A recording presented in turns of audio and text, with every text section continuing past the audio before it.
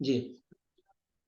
Gaza Israel युद्ध छिड़ने Gaza Israel युद्ध छिड़ते ही दुनिया भर के निवेशकों की नजर सीधे सोने पर गई और सबसे सेफ कमोडिटी होने की वजह से इसकी मांग में तेजी से उछाल आया, जिससे बीते सप्ताह सोने के दाम ऊपर चढ़े। वैश्विक अर्थव्यवस्था पहले ही मंदी और अल नीनो से पीड़ित थी और अब गाजा इजराइल युद्ध में यह आशंका बढ़ी है कि दूसरे इस्लामिक देश इसमें कूदे तो सोने चांदी बाजार में और क्या असर होगा, किस तरह की तेजी या मंदी आ सकती है। यह बहुत अहम सवाल है सभी ट्रेडर और निवेशकों के सामने। क्या सोना $2000 प्रति ट्राई ऑन्स को पहुंच छू सकता है? सोने के प्राइस आउटलुक पर हमारे साथ बात करने के लिए हैं सुरेश मेहता, जो सॉरी मैं दोबारा करता हूं सर, ये गड़बड़ हो गया नाम में, एक मिनट। सुरेंद्र मेहता। हाँ नहीं नहीं, मैं गलती से बोल गया, ध्यान नहीं रहा।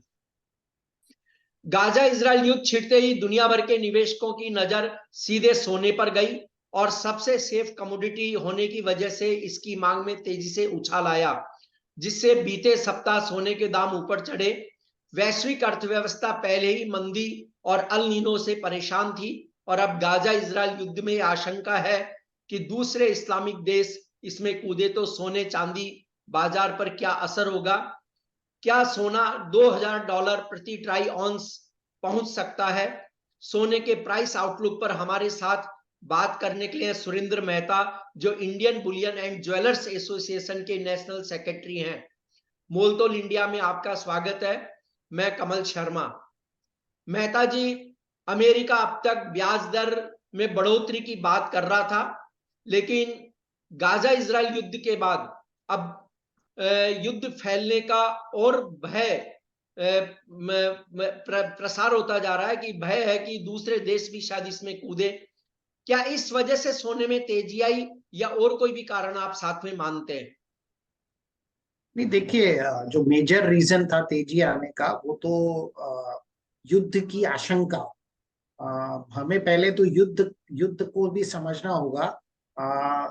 जो इजराइल सरकार है उसने सबसे पहले इसको एक टेररिस्ट की संज्ञा दी कि ये एक टेररिस्ट अटैक है, और उसका कंपैरिजन उन्होंने दूसरे टेररिस्ट ऑर्गेनाइजेशन से किया। लेकिन धीरे धीरे कहीं ना कहीं पर ये लगा कि इसमें कुछ कंट्रियां इन्वॉल्व होती जा रही है, और इन्वॉल्व होने की वजह से ये युद्ध में परिवर्तित हो सकता है। तो क्योंकि वीकेंड था शुक्रवार को, 14 अक्टूबर को, 13 अक्टूबर को वीकेंड था, तो वीकेंड की वजह से जो था तो कोई भी रिस्क लेना नहीं चाहता था, और इसके लिए बहुत ही तेजी से बाइंग हुई और हमने एक ही दिन में देखा कि $65 तक सोना ऊपर चढ़ गया। तो ये एक ये युद्ध की आशंका को लेके हुआ। साथ ही साथ जो एफओएमसी के कई मेंबर थे उन्होंने भी ऐसे स्टेटमेंट दिए कि अब ब्याज रेट को बढ़ाने की शायद थोड़ी दिन तक जरूरत नहीं पड़ेगी। तो ये भी एक उसके अंदर कारण बना, लेकिन मैं उस कारण को सिर्फ 20% ही मानता हूँ। 80% सोना बढ़ने का कारण युद्ध ही था और युद्ध की आशंका थी। जी। जब कहीं युद्ध होता है या लड़ाई छिड़ जाती है इस तरह की, जो कि एक आतंकवादी ग्रुप के खिलाफ हुई है, और लाखों की संख्या में उस समय हम देखते हैं कि आम नागरिकों का पलायन होता है, चाहे यूक्रेन का युद्ध रहा हो, चाहे अभी वर्तमान वाला इजराइल गाजा का जो संघर्ष चल रहा है, उसमें भी हमने देखा, और पहले भी जब कभी युद्ध हुए हैं दुनिया में तो लाखों की संख्या में लोग पलायन होते हैं। और मेहता जी, हम देखते हैं कि लोग अपने साथ कोई सामान नहीं ले जा पाते, बहुत दुखी होते हैं और वो रिफ्यूजी कैंपों में रहते हैं, वहां उनके साथ खाने पीने की भी दिक्कत होती, तो लाइफ खड़ी करने की तो बात बहुत दूर की है।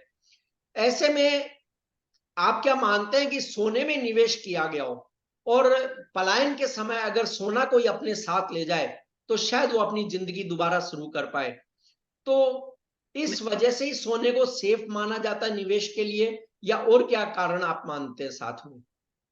नहीं नहीं, वो तो देखिए, जब युद्ध की स्थिति होती है तो जब एक कंट्री से या एक स्टेट से दूसरे स्टेट जब माइग्रेशन होता है लोगों का, तो बिल्कुल आपकी बात सही है कि वो साथ में कुछ ले जा नहीं पाते, और उनके पास में जो भी जमा पूंजी होती है वो अपने जेब में डालकर वो ले जाते हैं। लेकिन इन सब स्थितियों में वहां पर बहुत ही ज्यादा टेंशन होता है, और वो टेंशन के मद्देनजर आ, उनके पास खाने पीने की समस्या होती है, दूसरी समस्याएं होती है।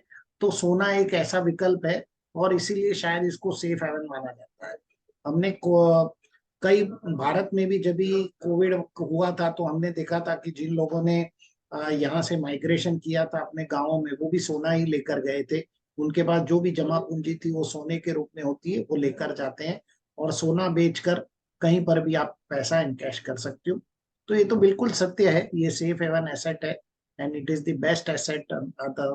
जब दूसरे एसेट क्लास के ऊपर मार पड़ती है तो सोने में निवेश सबसे सुरक्षित निवेश माना जाता लेकिन सर लोग सोचते हैं कि सोना नीचे आएगा, कम भाव होंगे तो इन्वेस्टमेंट करेंगे, लेकिन हमेशा इसका उल्टा हो जाता है। अभी हमने पिछले समय देखा, पिछले वीक में, कि जब सोना नीचे आ रहा था, अचानक इजराइल और गाजा संघर्ष हुआ और सोने ने नई छलांग लगा दी। सर कब निवेश करना चाहिए सोने में? है। नहीं, देखिए, सोने में सबसे पहले तो निवेश करने के लिए आपको 8 से 10 साल का व्यू बनाना चाहिए, क्योंकि आप किसी शॉर्ट टर्म व्यू बना के सोने में निवेश नहीं कर सकते हैं। सोना, जैसे मैंने कहा, it's a safe haven asset and it is a hedge against the other asset class. तो जो hedge against other asset class होता है, तो जब दूसरी एसेट क्लास परफॉर्म नहीं करेगी तभी सोना परफॉर्म करेगा। तो मेरा मानना यह है कि सोने में आप सुरक्षित निवेश लगातार करते रहिए एसआईपी के तौर पर, और अपना व्यू उसमें 8 से 10 साल का बनाइए। मैं आपको एक छोटा सा आंकड़ा देता हूँ, वो आंकड़ा सभी के लिए बहुत ही काफी होगा। जी 2015 में सोने का दाम लगभग 2700 रुपए था, और आज सोने का दाम लगभग 6000 रुपए प्रति ग्राम है। तो आपको 120 से 125% रिटर्न मिल चुका है 8 साल में, पिछले 8 सालों में। जी तो जी मैं तो आपका सालाना रिटर्न लगभग 15% के आसपास है। तो आपको इसमें आपकी जो हिस्टोरिकल डेटा देखिए, ऐतिहासिक डेटा को देखिए, ऐतिहासिक डेटा क्या कहते हैं, और उसके हिसाब से अपना व्यू बनाइए। अब आप छोटा सा व्यू बनाएंगे, 1 साल, 2 साल, 3 साल का, तो ये इस सोने जैसे एसेट क्लास में आप ऐसे छोटे छोटे व्यू नहीं बना सकते। आपको 8 से 10 साल का ही व्यू बनाना पड़ेगा, और उसमें आपको बहुत ही आसानी से अच्छे से एग्जिट मिलेगा। और बिल्कुल एसआईपी के रूप में निवेश कीजिए। आपका जो भी बजट है उसको साल भर के हर महीनों में, हर हफ्तों में, या हर सालों में इस तरह से डिवाइड करके इन्वेस्टमेंट। जी। सुरेंद्र जी, अगर वैश्विक अर्थव्यवस्था का जो हाल है, बहुत ही बुरे हैं। और इस बीच हम देख रहे हैं कि संघर्ष की स्थिति कई देशों में पनप रही है, और हो भी रहा है संघर्ष। तो अब सोना किस लेवल को छू सकता है? एक ट्रेडर और निवेशक को आप क्या राय देंगे? देखिए, जब युद्ध की स्थिति होती है तो आपका कोई टेक्निकल चार्ट काम नहीं करता। यदि टेक्निकल चार्ट काम करता तो मेरे ख्याल से सोना 1866-68 डॉलर के ऊपर जाना ही नहीं चाहिए था, जो पिछले हफ्ते हमने देखा होते हुए। मेरा मानना ऐसा है कि जब टेक्निकल चार्ट काम नहीं करते हैं तो आपको बिल्कुल युद्ध के ऊपर ध्यान रखिए। जितनी कंट्रियां ज्यादा इन्वॉल्व होगी उतने सोने में ज्यादा तेजी आएगी। और युद्ध कोई छोटे मोटे देश इन्वॉल्व नहीं होते। इस युद्ध में यदि कोई इन्वॉल्व होगा तो बड़े बड़े देश इन्वॉल्व होंगे, रशिया है, ईरान है, अमेरिका है, चाइना है, या अरबियन कंट्रीज, ये कंट्री इन्वॉल्व होगी, जो बहुत ही भारी भरकम कंट्रियां हैं, जिनकी इकोनॉमी से सोने के भाव बिल्कुल प्रभावित होते हैं। तो आपको ये बिल्कुल आपकी जो पैनी नजर है वो इस युद्ध की स्थिति पे होना चाहिए। कौन सी गवर्नमेंट कौन सा स्टेटमेंट इश्यू कर रही है, कौन सा गवर्नमेंट किसका साथ दे रही है, और कितना डैमेजेस हो रहे हैं। तो ये सब जब चीजें आप ध्यान में रखेंगे तो आप सोने में आपको निवेश आसान पड़ेगा। मेरे हिसाब से यदि ये युद्ध बरकरार होता है, कंटिन्यू रहता है, और इस ये तूल पकड़ता है, इसमें तेजी आती है और दूसरे देश इन्वॉल्व होते हैं, तो हमें सोना 2100 डॉलर तक बिल्कुल नजर आए। जी 2100 डॉलर का लेकिन मतलब होता है भारतीय बाजारों में लगभग सोना 64,500 से 65,000 के आसपास मिल सकता है। जी, अब युद्ध के बाद अगर हम देखें, युद्ध के साथ साथ कि भारत में दशहरा की भी काफी बड़ी खरीद होती है, फिर दिवाली है, धनतेरस, दिवाली, और इसके बाद में वैवाहिक सीजन शुरू हो जाता है देव उठनी एकादशी के साथ। तो आप क्या मानते हैं कि भारतीय बाजार में सोने के प्राइस किस तरह से और मूवमेंट कर सकते हैं, जो घरेलू खपत है उसको देखते हुए? नहीं, मैं नहीं मानता हूं कि भारतीय बाजारों की डिमांड और सप्लाई से सोने के प्राइसेस अफेक्ट होते हैं। ऐसा बिल्कुल नहीं होता है। क्योंकि हमने कई बार ऐसा देखा है। आप कोविड में ही ले लीजिए, कोई डिमांड नहीं थी लेकिन सोने का दाम एकदम ऊपर था।